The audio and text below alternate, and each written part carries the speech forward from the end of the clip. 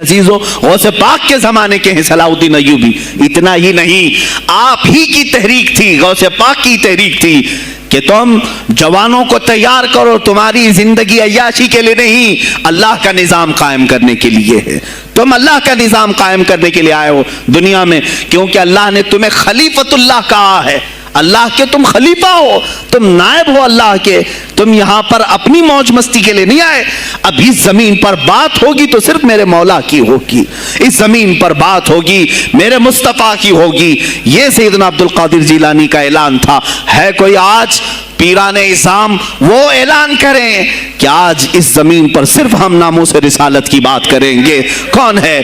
کیوں بیٹھے ہو؟ غوث پاک سے اگر تمہاری ادنا سی نسبت ہے تو پھر تمہیں اپنے جوانوں کو، اپنے مریدوں کو یہ سکھانا ہوگا کہ موٹے موٹے نذرانے دینے سے نہیں چلے گا، اپنی گردنیں حضور کو پیش کرنے کے لیے تیار کرو. تم تیار ہو جاؤ اپنا خون اور اپنی گردن بارگاہ مصطفیٰ میں دینے کے لیے. یہ آج تربیت دو، ورنہ پھر دشمن تمہیں کچا چبانے کے لیے تیار ہے، کچا چبانے کے لیے تیار. عزیزان گرامی، میں غوث پاک کی تحریک آپ کو بتا دوں کون سی تحریک تھی. وہ صلاح الدین ایوبی جو بیت المقدس فتح کیا، یہ غوث پاک کی تحریک ہے. اور پھر چند سالوں کے بعد پورے عالم اسلام میں جو خلافت عثمانیہ قائم ہوئی، غازی ارطغرل جو آئے، یہ تحریک بھی غوث اعظم کی پیدا کی ہوئی تھی. آپ نے جوانوں کو متحرک کیا تھا اور پھر امت کا وہ شعور بیدار کیا تھا جو ان میں مردہ کر چکے تھے کچھ حکومت کے کارندے. میں سمجھتا ہوں اس وقت جتنے خلفاء بیٹھے ہوئے تھے خلافتوں پر، تخت پر، جو نام کے مسلمان تھے، یا اس کو ہماری زبان میں سمجھ لیں، وہ سب کانگریس کے تھے جو منافق تھے، یعنی دکھتے تھے بس لیکن اندر سے سب نفاق ہوتا تھا، نفاق ہوتا تھا. ہاں میں صاف کہوں گا، بغداد میں بھی کانگریس کا خلیفہ رہا ہوگا، مصر میں بھی اور ترکی میں بھی اور نیشاپور میں بھی، اس لیے کہ مسلمانوں کے خون چوس کر کے تخت پر بیٹھ تو جاتے لیکن پوری زندگی گزر جاتی، میرے مصطفیٰ کا نام تک نہیں لیتے تھے. ان کو بٹھاتے تھے مسلمان. آج آپ بھی تو یہی کر رہے ہیں، یہی کر رہے ہیں. ہم اپنا اپنا سمجھ کر کے جن کو اوپر تک بٹھاتے ہیں، پوری زندگی چھان مار کر کے دیکھ لو، کب یہ نظام قرآن کی کبھی بات کیا ہے؟ کبھی میرے مصطفیٰ پر آنے والی آنچ کے لیے یہ کھڑا ہوا ہے؟ کوئی نہیں کھڑا ہونے والا ہے. ان کے سفید کرتے اور ان کے سفید پاجامے سب کفن بن کر رہ جائیں گے اور کچھ بھی نہیں ہوگا. عزیزان گرامی وقار، آپ کو سرکار بغداد رضی اللہ تعالیٰ عنہ کی تحریک میں بتاؤں، ترکی سے نکلنے والی خلافت عثمانیہ یہ غوث اعظم کی پیدا کی ہوئی تحریک تھی. اتنا ہی نہیں، آپ کے آخری زمانے میں سرکار خواجہ غریب نواز معین الدین چشتی رضی اللہ تعالیٰ عنہ کی ملاقات بغداد میں ہوئی. معین الدین اجمیری رضی اللہ تعالیٰ عنہ کی ملاقات ہوئی. تاریخ دان نے لکھا، آج میں نے پہلی مرتبہ اس کو پڑھا اور آپ کے سامنے پہلی بار بتا رہا ہوں. سرکار بغداد اور حضرت خواجہ غریب نواز کی ملاقات کے بارے میں بہت سارے باتیں چلتی ہیں کتابوں میں بھی، میں نے اپنے مرشد سے بھی پوچھا تھا. بہرحال ایک کتاب سے مجھے آج یہ بات ملی کہ سلطان الاولیاء غوث پاک نے حضرت خواجہ غریب نواز کو کیا وصیت کی تھی، کیا کہہ کر کے بھیجا تھا. ان کے پاس غوث پاک نے، غریب نواز نے بہت ساری انعامات، اوراد، وظائف، طرق، اجازات سب حاصل کیے، لیکن ہندوستان جب آئے کیا کیا انہوں نے؟ یہ بھی بتایا گیا کہ غوث پاک کی یہ تحریک تھی. کیا؟ سلطان الہند سرکار غریب نواز نے شہاب الدین غوری کو بلا کر کے ہندوستان میں پرچم اسلام لہرانے کا حکم دیا تھا. یہ تحریک بھی سرکار غریب نواز نے لائی تھی بغداد کے ولی کامل سے. تم کیا سمجھتے ہو یہ اولیاء خالی مسلح لے کر کے گھومتے تھے؟ یا اولیاء اکرام صرف گدی نشین تھے؟ نہیں میرے عزیزو، یہ حکومت وقت کو آنکھ میں آنکھیں ڈال کر بات کرتے تھے اور پھر نظام مصطفیٰ کی بات للکار کر کے کرتے تھے. آج کے زمانے میں کچھ لوگوں نے اولیاء کو ایسا پیش کیا ہے جیسے وہ درویش بس جنگل میں رہتے تھے اور کچھ نہیں. نہیں میرے عزیزو، وہ اللہ کے شیر تھے، اللہ کے شیر تھے. اسی لیے تو اقبال نے کہا ہے، اللہ کے شیروں کو آتی نہیں روبائی. وہ کبھی لومڑی پن کا انہوں نے اپنے آپ میں اظہار ہی نہیں کیا کہ نہیں یہ بھی چلے گا وہ بھی چلے گا، کبھی نہیں. وہ گرجتے تھے اپنے تخت پر، اپنی خانقاہوں پر. دیکھیں خلیفہ مستنجد باللہ، ابو المظفر اس کو کہتے ہیں، بغداد کا وہ خلیفہ، عباسی خلیفہ، بڑا طاقتور، اور اسی کے زمانے میں غوث پاک ہیں. ایک فارس سے آنے والے اجمی عبد القادر، شیخ عبد القادر، جب بغداد کی جامع مسجد میں بیان کر رہے ہوں، در و دیوار ہل رہے ہیں. وہ اپنے خلافت کے دربار میں بیٹھا ہے خلیفہ، اچانک بہت زور کی آواز آئی، پورے محل میں گونج گئی. پوچھا یہ آواز کیسی بغداد میں؟ لوگوں نے معلوم کر کے بتایا کہ شیخ عبد القادر جیلانی نے چھینک ماری، ان کے مریدوں نے صرف جواب دیا ہے. ان کو چھینک آئی تھی، جواب میں لوگوں نے یرحمک اللہ کہا، وہ خلیفہ وقت کے محل تک پہنچ گئی آواز. تو اس نے کہا یہ تو پورا ہلا دینے کی بات ہے. ایک بات یاد رکھو میرے عزیزو، آواز ہو سکتا ہے تمہاری مسجد سے باہر جائے نہ جائے، تمہاری آواز کا دار و مدار تمہارے گلے پر نہیں ہے. ایک بار تم پکارو گے، پہنچانا میرے مولا کا کام ہے. اب ہماری آواز کہاں کہاں تک پہنچتی ہے، کس کے ٹائر پھٹتے ہیں، یہ سب بات کی بات ہے. تم پکار کر کے تو دیکھو. اللہ رب العزت کے نام پر عزیزان گرامی وقار مستنجد باللہ آیا اور وہی کیا جو ہر عیاش کرتا ہے. ظاہر سی بات ہے، مولوی صاحب کچھ لے دے کے چھوڑ دو، جان بخش دو، جاؤ کہیں بیٹھو، آپ اللہ اللہ کرو. کہاں یہ حکومت سیاست کی باتوں میں آپ آ گئے؟ چند دنوں پہلے میں نے بھی سیاست کی بات کی تو مجھے بھی ایک مشورہ ایسا ہے کہ آپ کو انٹرسٹ ہے ایم پی بننے کا، ایم ایل اے بننے کا؟ میں نے کہا مجھے انٹرسٹ تو نہیں ہے، لیکن کرسی صاف کرنے کا انٹرسٹ بہت ہے. اس پر جو کچرا ہے اس کو صاف کرنے کا انٹرسٹ بہت ہے. انشاءاللہ العزیز وقت آئے گا وہ صاف ہوں گی بھی. عزیزان گرامی مستنجد باللہ 10 اشرفیوں کی تھیلیاں لے کر سونے کی غوث پاک کے دربار میں آئے. آپ مریدین کے ساتھ بیٹھے، ارے وہ حال و قال کی مجلسیں ہیں. مستنجد باللہ آیا، غوث پاک کی بارگاہ میں کہا کہ یہ حضور آپ قبول کر لیں، نذرانہ ہے. آپ نے کہا تو رکھ لے اپنا نذرانہ، تو اپنے پاس رکھ لے. کہا کہ ہدیہ قبول کرنا سنت ہے، آپ سنت کے خلاف کرتے ہیں. غوث پاک نے کہا اللہ ایک تھیلی لیا اور اپنے بغل میں دبا کر کے اس کو نچوڑنا شروع کیا تو اس سے خون ٹپکنا لگا. خون اتنا ٹپکنے لگا تو حاضرین مجلس دم بخود رہ گئے. خلیفہ مستنجد باللہ بھی دیکھ رہا تھا. غوث پاک نے فرمایا ابھی تو یہ ایک تھیلی ہے، میں 10 کو نچوڑوں گا تو یہ خون تیرے دربار تک پہنچ جائے گا، تیرے دربار تک پہنچ جائے گا. تو مجھے وہ اشرفیاں دینے آیا ہے جو تو نے غریبوں کے مال کو چوس کر کے حاصل کیا، تو مجھے خریدنے کے لیے آیا ہے. اگر مجھے تیرے خاندان کی حرمت کا خیال نہ ہوتا تو میں آج پورے بغداد کی نالیوں میں اسی کا خون بہاتا. خلیفہ مستنجد باللہ بے ہوش ہو گیا، اور اس کے بعد جب ہوش آیا اس نے توبہ کیا اور آپ کے ہاتھ پر بیعت بھی کیا. اب اس کے بعد وہ خلیفہ ایسا پاک ہوا، نظر غوث جو پڑھی. اب اس کے بعد دربار خلافت کے حالات کیا ہو گئے سنیں. میں آج سیاست پر بات کر رہا ہوں. اب خلیفہ مستنجد باللہ کا دل جب صاف ہوا، 8 دن کے بعد وہ حاضر آیا. کہا سلطان الاولیاء اے شیخ عبد القادر جیلانی، آپ حکم فرمائیں کہاں کس طرح کا گورنر رکھنا چاہیے، گورنر کس طرح کا ہونا چاہیے آپ دیں. غوث پاک نے اپنے خلفاء کو حکم دیا کہ لسٹ بنائی جائے، اسلامی سلطنت میں گورنر کون ہوگا. لسٹ بنی. کہا وہ ہوگا جس کی تہجد قضا نہیں ہوتی، وہ گورنری پر آئے گا جو سنت رسول کو ہلکا نہیں سمجھتا ہوگا، وہ گورنری پر آئے گا جس کی نمازیں کوئی قضا باقی نہ رہی ہوں، اس لیے کہ جو اللہ کا قرضہ باقی رکھے گا وہ لوگوں کا بھی مال کھا جائے گا.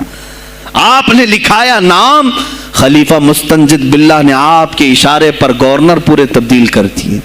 ہر جگہ پر ایسے لوگوں کو رکھا جو سرکار غوث پاک کے یا تو مرید تھے یا خلیفہ تھے یا شاگرد تھے، اور ان کے دلوں میں اللہ کا خوف تھا، اور وہ پورے بغداد اور آس پاس کی سلطنتوں کو سنبھالے ہوئے تھے. ایک وقت ایسا آیا کہ وہی چند سال پہلے جو بغداد نشے میں ڈوبا ہوا تھا، 10 سالوں کے بعد لوگ کہنے لگے کہ آج بغداد ایسا لگ رہا ہے جیسے عمر بن خطاب کا زمانہ آ گیا ہو، عمر بن خطاب کا زمانہ آیا ہو۔ تم نے تو غوث پاک کی 11ویں کھائی ہے نا، اصلاح حکومت ان سے نہیں سیکھا، وہ آئے تھے نظام تبدیل کرنے کے لیے۔ آج میں علماء سے بھی یہی کہوں گا، تم حق بات تو پہنچاؤ قوم تک۔ آج حالات ایسے ہیں میرے عزیزوں، ڈر اور خوف ان کے سینوں پر طاری ہوا۔ کس بات سے ڈرتے ہو؟ کیا تم نے اللہ کی ذات پر ایمان نہیں لائے؟ یہ نہیں کہتے ہو موت و حیات اللہ کے ہاتھ ہے، رزق اللہ کے ہاتھ ہے، پھر ڈرتے حکومت وقت سے کیوں؟ مجھے ابھی چند دنوں پہلے ایک میسج یہ بھی آیا تھا کہ حضرت آپ تو پاکستان کے علامہ خادم حسین کی تعزیت پر بیان کر رہے ہو، آپ دیکھ نہیں رہے یہاں کا ماحول کیسا ہے؟ عزیزان گرامی، اس دن مجھے افسوس اس بات پر ہوا، سوال پر، ہائے افسوس، اس قدر تمہارے ضمیر مردہ ہو گئے، اس قدر تم بزدل ہو گئے، لاکھوں لوگوں کے دلوں میں شمع عشق مصطفیٰ جگانے والے پر تمہاری زبان بند ہے، تمہاری زبان بند ہے۔ میں نے صرف ایک جملہ کہا، کوئی فرق نہیں پڑتا، میں اس ملک میں رہ رہا ہوں جہاں کا پرائم منسٹر ایک سور خبیث فرانس کے صدر کے لیے ٹویٹ کر سکتا ہے، تو میں پڑوسی ملک کی کسی عاشق رسول کی تعزیت کیوں نہیں کر سکتا؟ کیوں نہیں تعزیت کر سکتا؟ اگر ہندوستان کی تخت پر بیٹھنے والے کو فرانس کے صدر سے کوئی دلی عشق ہے، محبت ہے، تم اس کی معشوقہ ہو یا محبوبہ ہو، مجھے فرق نہیں پڑتا، لیکن اتنا ضرور ہے عاشق رسول مشرق میں ہو، شمال میں ہو، جنوب میں ہو، مغرب میں ہو، جب اس کی روح جائے گی تو ہماری بھی روح تڑپے گی۔ ہماری ڈور بندھی ہوئی ہے مدینۃ الرسول سے۔ میرے آقا صلی اللہ علیہ وسلم کی جو بات کرے گا وہ پھر کسی بھی ملک کا باشندہ ہو۔ تم کہتے ہو تعزیت کے لیے، ارے میرے عزیز، اگر میں سامنے ہوتا تو اس کے قدموں کی خاک میں اپنے امامے پر رکھتا۔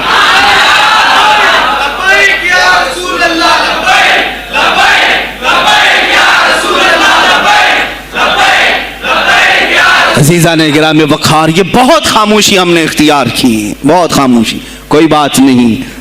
تم دیکھو گے حالات خراب ہونے کی جو شکایات آج کر رہے ہیں علماء، تم سب کے سب جاؤ گے۔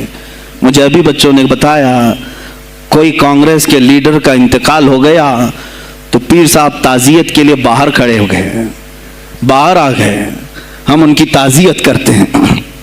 ڈوب مرو چلو بھر پانی میں، تمہاری گدی پہ ہی مر جاؤ۔ تمہاری زبانوں پر جب عاشق رسول کے لیے تعزیت کے الفاظ آنے میں ہچکچاہٹ آتی ہے، کون سا عشق رسول، کون سا کلمہ تم نے پڑھا ہے؟ غوث پاک کی اگر تمہارے اندر ذرا برابر بھی نسبت ہے تو میں کہوں گا میرے عزیزو، سلطان الاولیاء غوث پاک عاشق رسول ہی نہیں، فنا فی الرسول تھے۔ میرے نبی کی بات پر اگر کوئی انگلی بھی اٹھاتا، آپ یا تو اپنی کرامت سے اس کا منہ توڑ جواب دے دیتے۔ کسی عیسائی نے صرف یہ کہا تھا میرے نبی عیسیٰ افضل ہے، وہ مردوں کو زندہ کرتے تھے، آپ کو جلال آیا، کہا محمد افضل نہیں ہے اس لیے کہ وہ مردے زندہ نہیں کرتے تھے، آپ اس کا ہاتھ پکڑ کر قبرستان لے گئے۔ میرے نبی پر بات کرتا ہے، میں تجھے زندہ کر کے دکھاتا ہوں۔ اپنی کرامت سے مردے کو زندہ کر کے دکھایا۔ اب بول کون افضل ہے، عیسیٰ افضل ہے کہ میں افضل ہوں؟ تو نے تو عیسیٰ علیہ السلام کو مردے زندہ کرتے دیکھا تو نہیں، لیکن عبد القادر کو سامنے دیکھا۔ غوث پاک نے کہا میں اپنا موازنہ عیسیٰ علیہ السلام سے نہیں کرتا ہرگز، لیکن یاد رکھنا میرے نبی پر اگر زبان کھولے گا تو عبد القادر اپنے قدم سے اس کو جواب دے گا۔ وہ جواب دیتے، آپ کی زندگی ناموس رسالت کی حفاظت کے لیے گزری ہے۔ سلطان الاولیاء غوث پاک رضی اللہ تعالیٰ عنہ کی بارگاہ میں جب ایک سوال آیا کہ لوگ کہتے ہیں نبی ہر جگہ کیسے حاضر ہو سکتے ہیں، آپ نے خود کر کے دکھا دیا۔ کوئی صاحب آئے، کہا ہمارے گھر دعوت ہے، آپ تشریف لائیں، کہا ٹھیک ہے آتا ہوں۔ تھوڑی دیر بعد دوسرے آئے، کہا ہمارے گھر دعوت ہے، آپ آئیں۔ سیم ٹائم پہ کئی 70 لوگ آئے، سب کی دعوت قبول کی۔ دوسرے دن شام میں لوگ آ کر کے فخر کر رہے ہیں، آج میرے گھر شیخ عبد القادر جیلانی آئے تھے۔ دوسرا کہہ رہا نہیں میرے گھر آئے تھے، تیسرا کہہ رہا میرے گھر آئے تھے۔ ایک وقت میں سب گھروں پر کیسے؟ سبوں نے کہا انہی سے پوچھتے ہیں وہ کہاں گئے تھے۔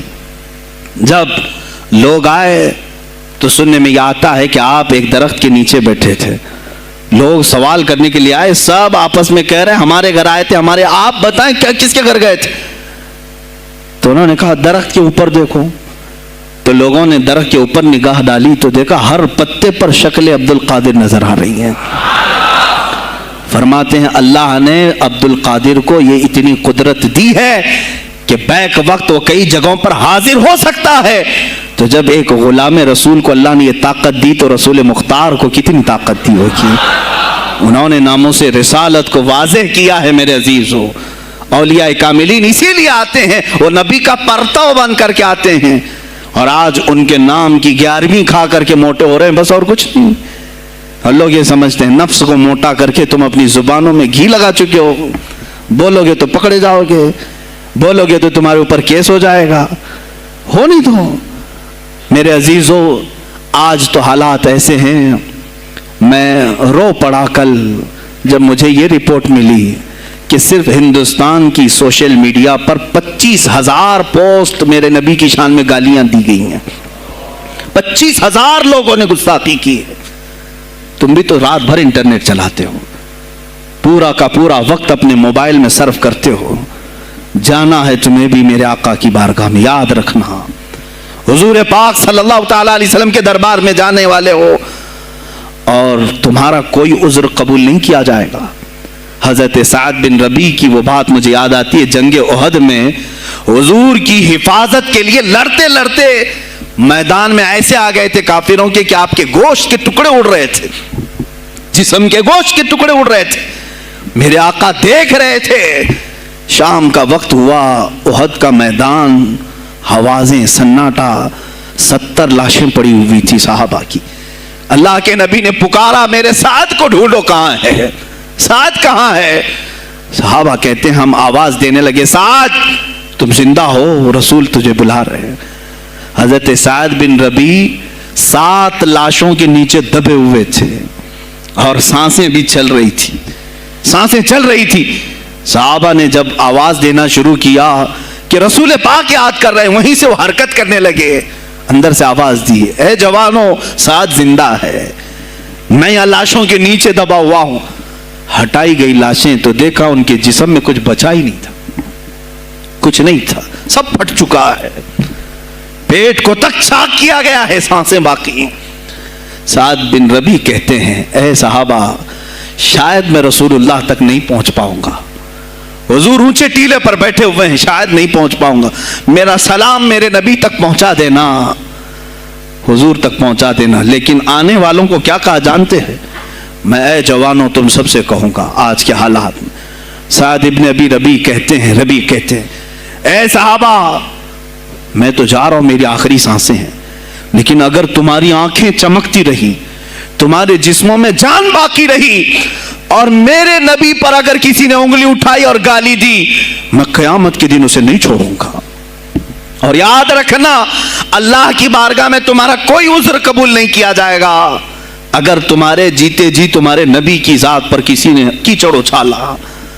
حضرت سعد ربیع اتنا کہہ کر کے انتقال ہو گئے, وہ حضور تک پہنچائے بھی نہیں جا سکے.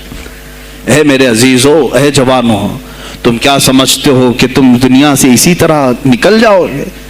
قرآن میں بھی اللہ نے کہا ام حسبتم ان تدخلوا الجنت, تم یہ سوچ کر کے بیٹھے ہو کہ ہم جنت میں چلے جائیں گے. پیر صاحب کا دامن پکڑ لیا ہے, مجھے تو جانا ہی ہے جنت میں, پیر بخشوا دیں گے ہمیں. تم برس میں 1 مرتبہ 11ویں کر کے اور فاتحہ نیاز کر کے سمجھتے ہو اسلام کا حق ادا کر دیا.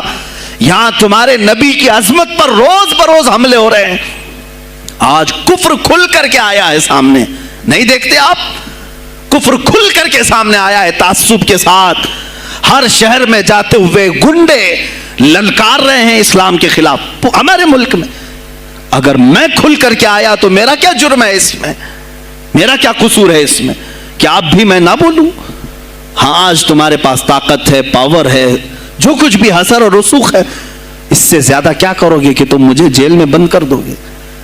میں کل کی تفسیر میں بھی یہی کہا, ایک مولانا صاحب نے کہا کیا آپ اتنا بول رہے ہیں, آپ پر ایسے ایکٹ لگائے جائیں گے کہ زندگی بھر آپ کی ضمانت ہی نہیں ہوگی.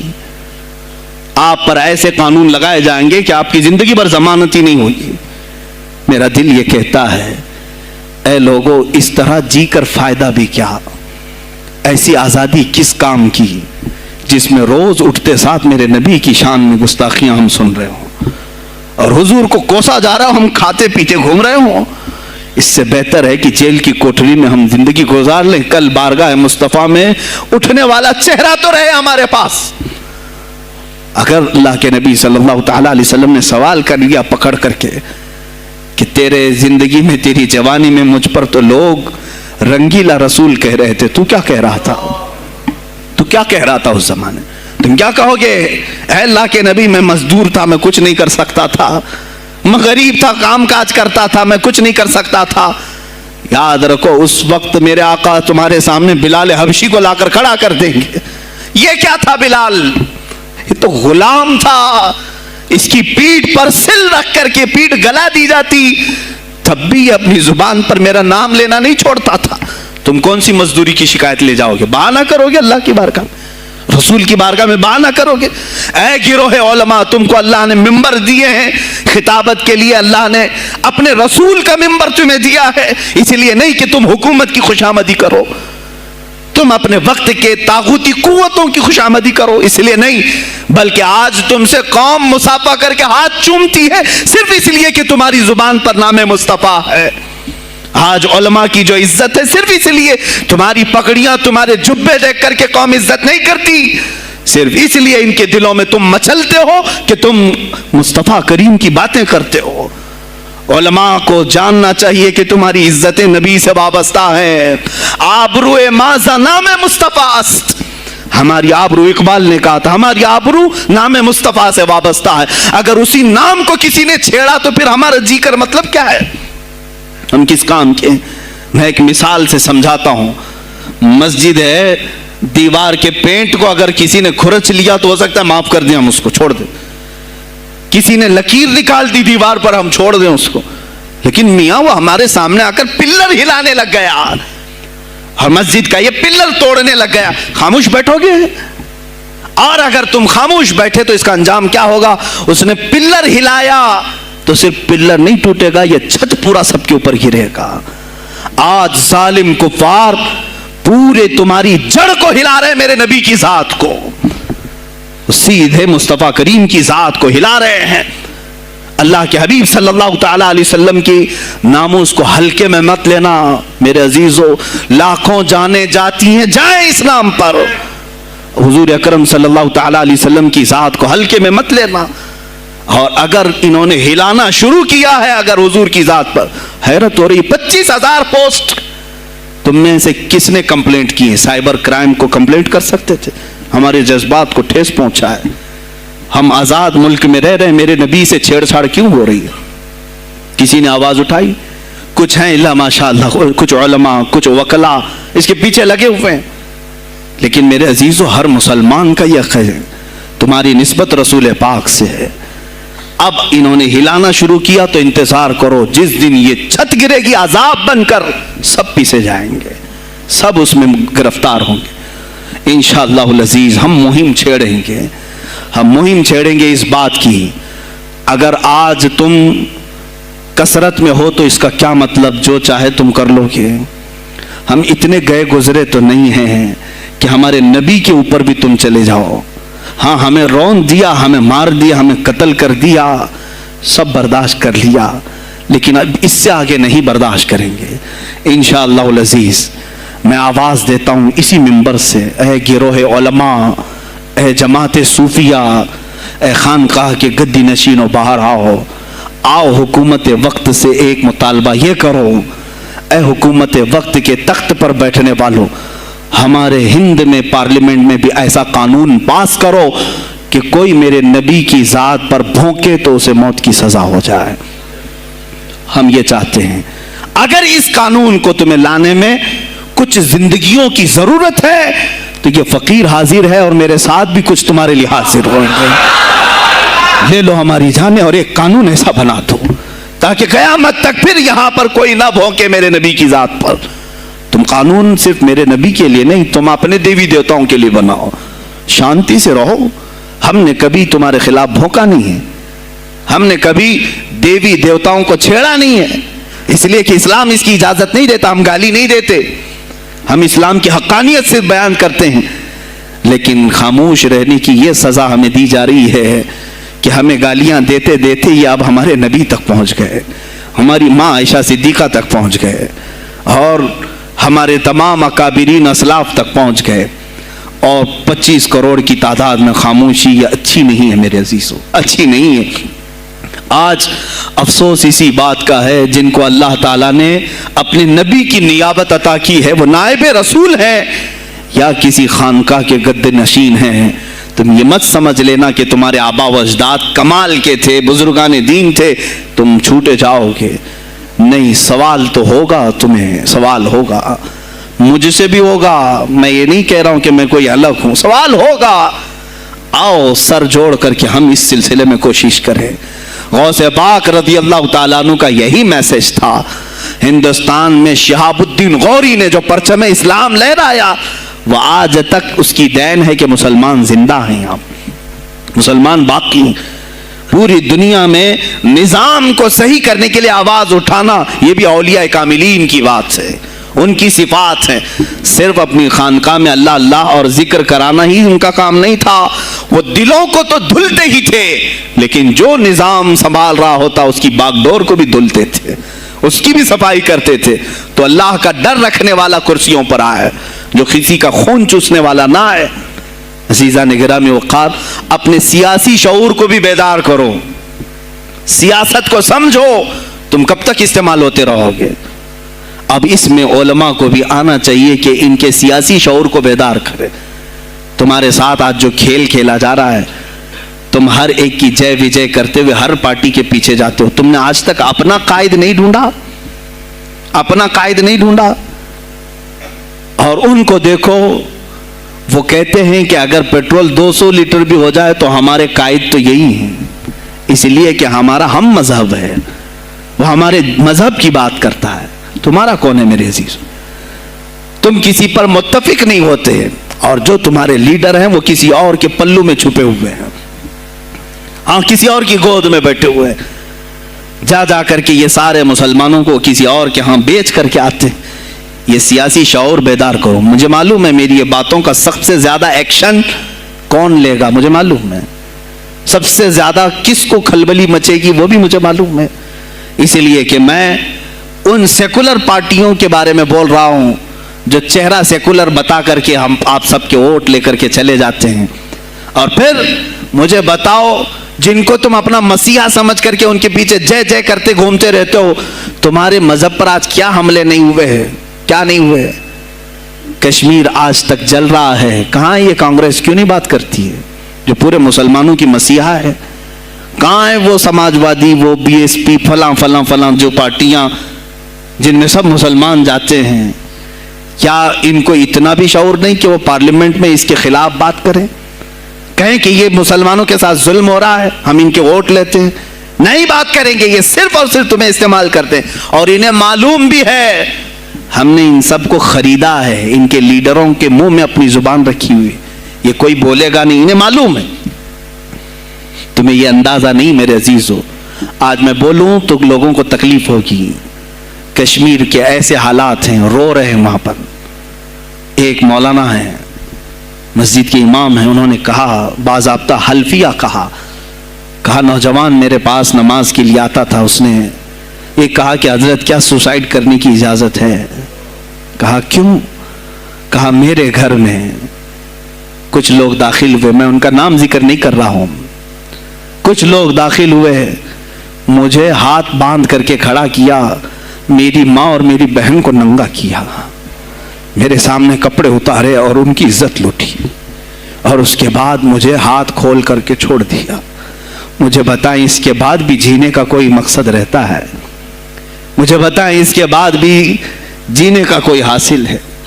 ये सब तुम्हारे साथ भी होगा। जहां मेजॉरिटी उनकी मुसलमानों की थी वहां ये नंगा नाच करके दिखाया है, तो यहां तो तुम बहुत किल्लत में हो, तुम्हारे साथ बहुत कुछ हो सकते हैं अब भी अगर खामोश रहे। इसीलिए मैं बार बार कहता हूं, उठो वो घर ना हश्र न होगा फिर कभी, दौड़ो के जमाना चाल अपनी चल गया। तुम अपनी सियासत को मुंतखब करो, तुम अपनी क़ियादत को मुंतखब करो। और अगर अभी भी सियासी लाशऊरी की जिंदगी गुजारते रहोगे, लुक्मे बनते चले जाओगे, ये खाते चले जाएंगे। बात मैं सुल्तानुल औलिया गौसे पाक की कर रहा था, लेकिन मुझे ये हालात पर गुफ्तगू ज़रूर करनी है, इसलिए कि मुझे मालूम नहीं है कि मेरी ज़ुबान पर कब ताले लगाए जाएंगे या मेरी गर्दन पर कब छुरी फेरी जाएगी, मुझे इसका अंदाज़ा नहीं। लेकिन ऐ मुसलमानों, तुम मेरी ज़ात से उलझते हो तो उलझ जाओ, मुझे अगर ब्लेम करते हो, ताने मारते हो तो मार लो। चंद दिनों की बात है, जब तक मेरी सांसें चल रही हैं तब तक मुझे गालियां दोगे, लेकिन जिस दिन मैं भी दुनिया से जाऊंगा उस दिन तुम हमारी बातें याद रखोगे, उस दिन याद करोगे। मुझे अपने बच्चों को यही बताना है कि अब वो दौर आया है जहां मिंबरों से भी बोलने में अब घबराहट है। लोग अपने खौफ के मारे ऐसे हैं कि अपनी रोजी रोटी के चक्कर में मेरे मुस्तफ़ा की गालियां सुनना बर्दाश्त कर रहे हैं। देता है, देने दो ना, हमारा क्या बिगड़ता है। इस पोजीशन में तुम आए हो आज, तुम्हारा ईमान जब इतना बुज़दिल है तो तुम्हारे दिलों में कौन सा ईमान बाकी रह जाएगा। इसलिए शऊर पैदा करो। अगर औलिया की निस्बत तुम्हारे दिल में जरा बराबर भी बाकी है तो उठो मेरे अजीजों, आप क़यामत के दिन जवाबदेह होंगे मेरे नबी सल्लल्लाहु ताला अलैहि वसल्लम की अजमत पर। आज जो हमले हो रहे हैं यह हमारी ज़िंदगी का सबसे बड़ा इश्यू है। आज मुतालबे करो, मांगो तो किस चीज़ को मांगो, बस ये है कि मेरी नबी की इज्जत सलामत रहे, मुझे दुनिया में और कुछ नहीं चाहिए। इतना मुतालबा तो कर सकते हो, इतना मुतालबा करो और फिर देखो मेरे मुस्तफ़ा की तरफ से इनाम क्या मिलेगा, अल्लाह की तरफ से इनाम क्या मिलेगा।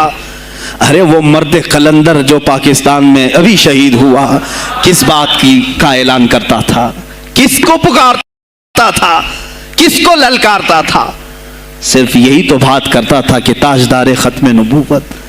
और मैदान में माजूरी के साथ भी आकर कहता था लब्बैक या रसूल अल्लाह, अल्लाह के रसूल मैं हाजिर हूं, मैं हाजिर हूं, अपनी जान लेकर आया हूं। और तुम याद रखना, तुम्हारी टांगें तो सलामत है, कल बरोज़े क़यामत हो सकता है तुम्हारा सामना उस खादिम हुसैन से हो, तुम्हारी टांगें देख करके पूछी जाएंगी। माजूर होने के बाद जब कोई मैदान में मेरे नबी की अजमत पर पहरा देने के लिए आ सकता है तो तुमने अपनी टांगें किस काम के लिए रखी थी। मेरे अजीजों, मैंने जितनी ताकत मुझे अल्लाह ने दी मैं बोल रहा हूं, अब इसके बाद का महाज तुम्हें संभालना है, आगे की हमारी फिक्रों को तुम्हें ले जाना है। शायद उस जमाने में हम जी रहे हैं जहां इतनी आज़ादी नहीं होगी, छोटी सी बात को आज बहुत बड़ा बना करके उसे ख़त्म किया जाता है। लेकिन मुझे अंदाज़ा है इस बात का, हिंदुस्तान की आज़ादी में भी मेरे अकाबिरीन में 30,000 उलमा ने अपनी जानें दी हैं। कश्मीर से लेकर दिल्ली तक हर दरख्त पर एक आलिम की लाश लटकी हुई थी, उनकी जानें, उनकी कुर्बानियाँ रायगा नहीं गईं। 70 साल से हम मज़े ले रहे हैं, उनकी कुर्बानियाँ हैं ये। अल्लामा फजल हक खैर आबादी को अंडमान निकोबार पूरी जिंदगी के लिए कैद करके ख़त्म कर दिया गया, मज़ार भी वहीं पर है आज। तो आज मुझे अंदाज़ा है अगर मैंने इस बात की शुरुआत की है, हो सकता है ये जो कुछ भी हमारे साथ करें, लेकिन मुझे मेरे रब्बे जुल जलाल की ज़ात पर यकीन है। मैं यही कहूँगा, ऐ अल्लाह, अगर हमारे मुक़द्दर में शहादत है तो इससे बेहतर कोई और मौत है नहीं।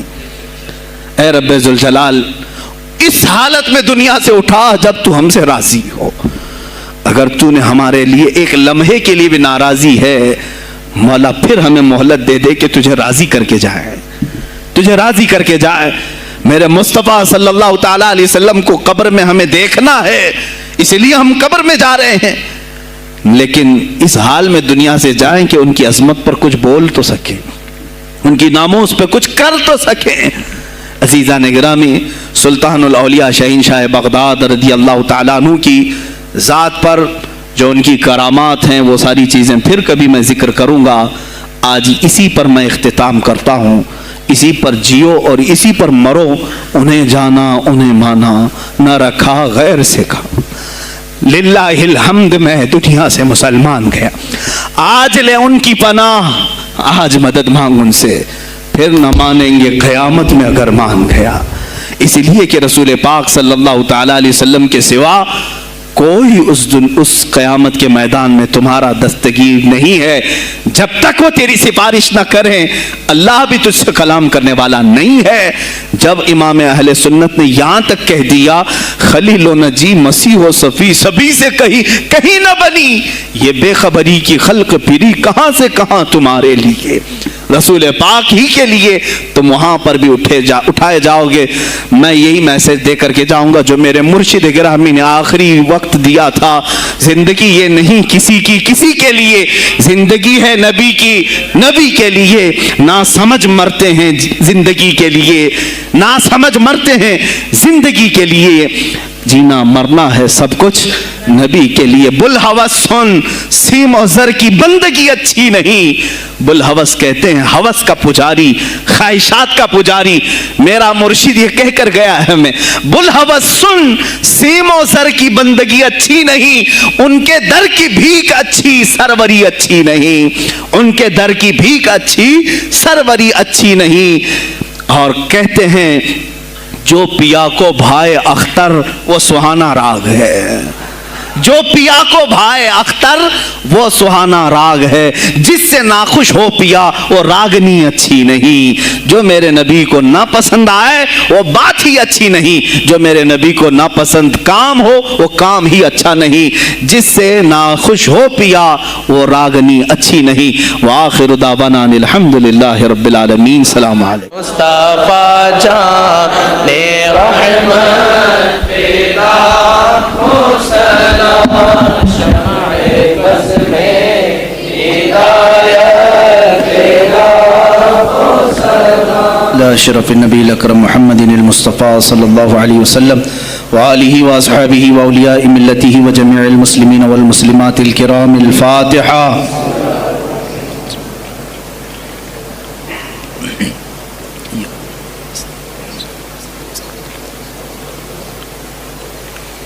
اللهم صل على سيدنا محمد وآله وأصحابه وبارك وسلم. اللهم وصل وبلغ مثل ثواب ما قرأنا من القرآن الكريم, ما صليناه وما سلمناه وما هللناه وما سبحناه, وهذه هدية واصلة ورحمة نازلة وبركة شاملة منا إلى حضرة النبي الأكرم محمد المجتبى محمد المصطفى صلى الله عليه وسلم, وبوسيلته إلى جميع الأنبياء والمرسلين والصحابة والتابعين والخلفاء الراشدين, وإلى أرواح جميع أزواج رسول الله وبناته وبنيه, وإلى أرواح جميع الشهداء والنجباء والنقباء وأولياء الله الصالحين, وإلى أرواح أئمة المجتهدين وجميع المؤمنين والمؤمنات وعامة المسلمين والمسلمات الأحياء منهم والأموات, خاصة إلى روح سيدنا وسندنا وشيخنا وقطبنا سيدي عبد القادر الجيلاني قدس الله سره الشريف. اللهم ببركة هؤلاء المذكورين تمم مقاصد ديننا ودنيانا وأخرانا يا رب العالمين. اللهم حصل مرادنا واقض حاجاتنا يا قاضي الحاجات, واشف مرضانا ومرضى المسلمين, وارحم موتانا وموتى المسلمين. الہ العالمین ہمارے اس جلسہ پاک کو اپنی بارگاہ میں شرف قبولیت عطا فرما. جتنے حاضرین ہیں سب کی حاضری کو اپنے گناہوں کا کفارہ بنا دے, ہماری نجات کا ذریعہ بنا دے. اے اللہ محبوب سبحانی سلطان الاولیاء غوث العظم عبد القادر جیلانی رضی اللہ تعالیٰ عنہ کے فیوز و برکات ہم سب کے سینوں پر نازل فرما. مولا ان کی نسبت آخری دم تک ہمارے ساتھ قائم فرما. اے اللہ ہم سب یہاں پر تیرے دربار میں حاضر ہیں, کھڑے ہیں, ہم سب کو بری شرارتوں سے محفوظ فرما. نفس امارہ کی بدکاریوں سے بچا, شیطانی وساوس سے بچا. اے اللہ ہم سب کو صراط مستقیم پر چلا. خلاق العالمین ہماری یہ جو کچھ بھی زندگی گناہوں کی نظر ہو گئی ہے ہم سب کو پاک و صاف کر کے تیرے حبیب پاک کی عظمت پر پہرا دینے والی بنا دے. اے الہ العالمین ہم نسبت میں قادری ہیں مولا, قادری کر, قادری رکھ, قادریوں میں اٹھا. قدر عبد القادر قدرت نما کے واسطے, قدر عبد القادر قدرت نما کے واسطے مولا دنیا میں بھی ان کے غلاموں میں شامل رکھ, قیامت میں ان کی مریدوں میں حشر فرما. اے رب ذوالجلال احسن الخالقین، ہماری اس فاتحہ کا ثواب آج خصوصاً بالخصوص امیر المجاہدین حضرت علامہ خادم حسین رضوی رحمۃ اللہ علیہ کی روح کو نظر قبول فرما، مولا ان کا نعم البدل امت کو عطا فرما۔ اے رب ذوالجلال ہم میں کوئی مرد مجاہد پیدا کر، اے اللہ ہم میں کوئی مرد مجاہد پیدا کر کہ ہماری بزدلیاں دور ہو جائیں۔